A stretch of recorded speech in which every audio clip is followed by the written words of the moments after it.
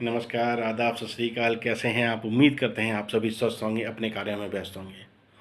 दोस्तों, हमें ये मालूम होना चाहिए, हमेशा हमें ये पता रहना चाहिए कि हम किन लोगों के बीच में रहते हैं। याद रखिए, अगर आप ऐसे लोगों के बीच में रहते हैं जो नैरो माइंडेड हैं, फ्रस्ट्रेटेड हैं, प्रॉब्लम क्रिएटर हैं, अपने दिमाग का इस्तेमाल नहीं कर रहे हैं, हमेशा चीज़ों में नेगेटिव खोजते हैं, तो सच मानिए दोस्तों, कुछ टाइम बाद आपका नेचर भी वैसा ही हो जाएगा। यहीं पर अगर आप ऐसे लोगों के बीच में रहते हैं जो पॉजिटिव माइंडसेट वाले हैं, जो हमेशा ग्रो होने की बातें करते हैं, ग्रो होने के लिए चीज़ें सीखते हैं, हमेशा पॉजिटिव माइंडसेट उनका रहता है, हमेशा कुछ सीखने का उनके दिमाग में कुछ रहता है, हमेशा कुछ नया करने का उनके दिमाग में रहता है, नया कुछ क्रिएट करने का उनके दिमाग में रहता है, तो सच मानिए दोस्तों, आप भी कुछ टाइम बाद वैसे ही माइंडसेट वाले बन जाएंगे।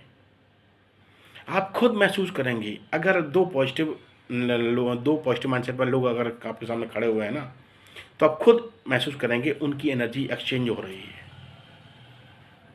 आपको खुद ब खुद पता चल जाएगा ये पॉजिटिव माइंडसेट वाले लोग हैं, ये ग्रोइंग एटीट्यूड वाले लोग हैं, ये हमेशा कुछ नया करने वाले लोग हैं।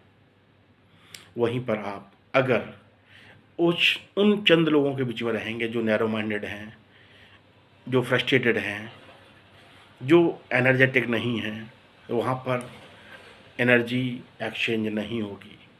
एनर्जी हमेशा पॉजिटिव लोगों के बीच में रहने से एक्सचेंज होती है, नेगेटिव लोगों के बीच में रहने से नहीं होती है।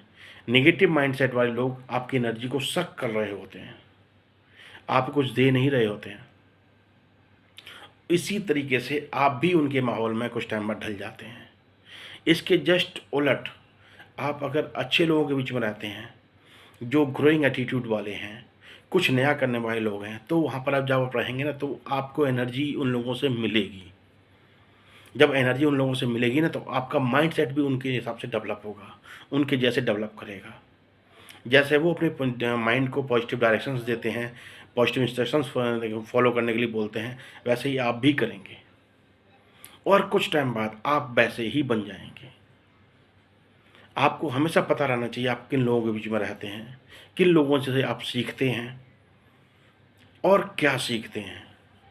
जो सीखते हैं उसको अपनी लाइफ में अप्लाई भी करते हैं या नहीं। अप्लाई करेंगे तभी आपको उसका रिजल्ट मिलेगा।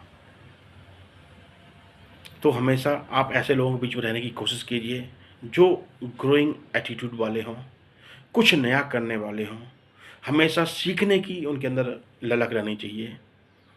इंसान दिल से बूढ़ा कभी नहीं होता, दिमाग से बूढ़ा हो जाता है अगर वो कुछ सीखना बंद कर देता है। इंसान की एज का कोई फैक्टर नहीं होता, इंसान के अंदर बस सीखने की ललक होनी चाहिए।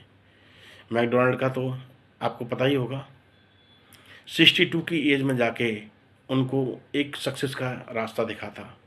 आज की डेट में उन्होंने कई सारी ब्रांचेस अपनी ऑल ओवर वर्ल्ड में खोल रखी हैं। तो एज मैटर नहीं करती, आपका एटीट्यूड, आपकी लर्निंग, आपकी माइंडसेट आपके लिए काम करती है, वो आपके लिए मायने रखती है।